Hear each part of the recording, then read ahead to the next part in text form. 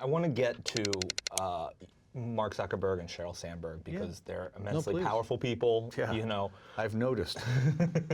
so you know them both. Yeah. How did you meet Mark Zuckerberg? So 2006, I got an email from a guy named Chris Kelly, who was the chief privacy officer of Facebook. He says, "My boss has a huge business issue and he doesn't know how to solve it, and he needs to talk to somebody who's been around a long time but has no conflicts. Would you take a meeting?"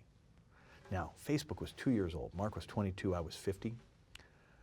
And they had 9 million in sales the year before, and they got it basically from, pizza ads. And they didn't even have news feed yet. They were still just college campuses and high school students. But it was already obvious that he'd broken the code on social. Take the meeting. He comes in my office. I go, "Look, you don't know me, I don't know you. I need to tell you something." I said, "If it hasn't already happened, either Microsoft or Yahoo is going to offer $1 billion for the company." And I give him a whole bunch of explanations about what's going to happen, like your management team, your parents, the board of directors, everybody's going to tell you to take the money. It turns out the reason he was coming to see me was Yahoo had just offered $1 billion for Facebook. I basically hypothesized precisely what was going on.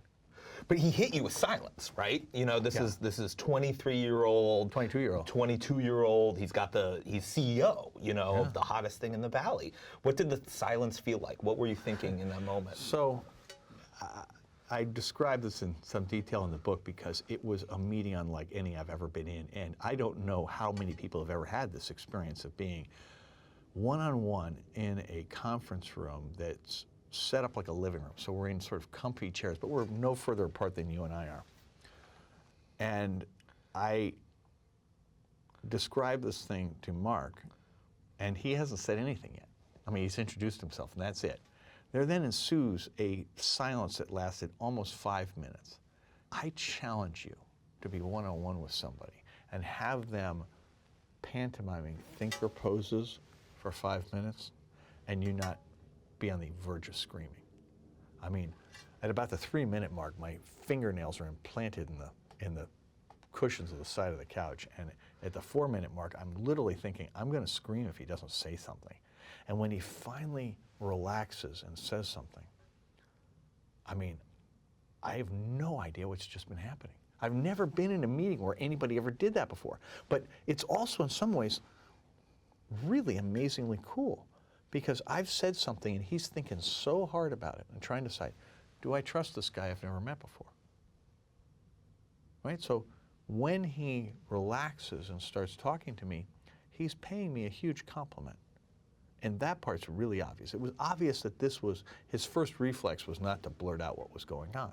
And I'm looking at that as, wow, in an entrepreneur who's only 22, that's a really good sign. That level of caution, that level of listening, that level of thinking.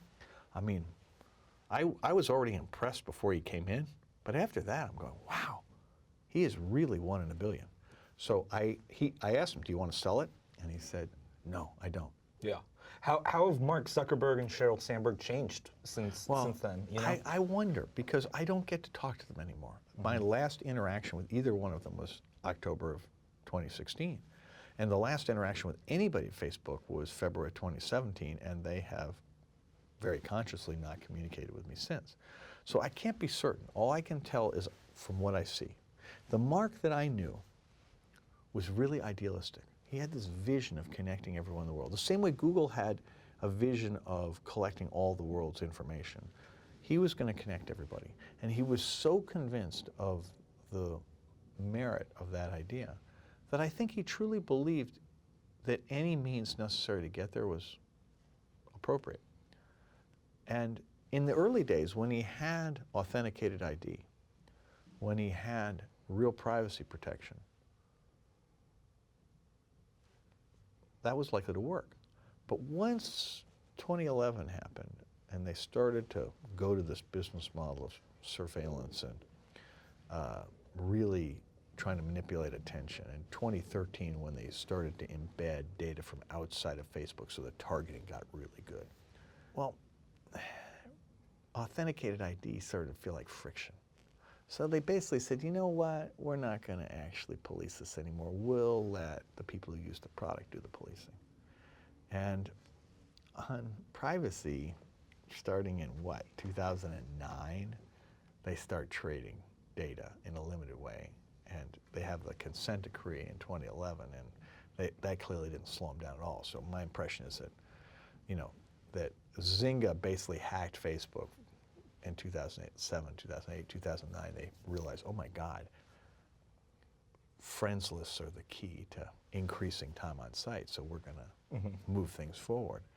And you look and go, wow, I mean, I wish I'd hung around just a little bit longer so I'd seen that, because that part's really scary. Yeah. And that was a conscious choice, right? They basically said, our goal is so important that the personal information of the people who use our platform, it's just something we're going to trade for competitive advantage. Yeah. And they stopped. I'm not sure they ever looked at the people who use the platform as people, but from that moment forward, they for sure didn't, and they were for sure looking at them as a metric, and that's unhealthy. Yeah.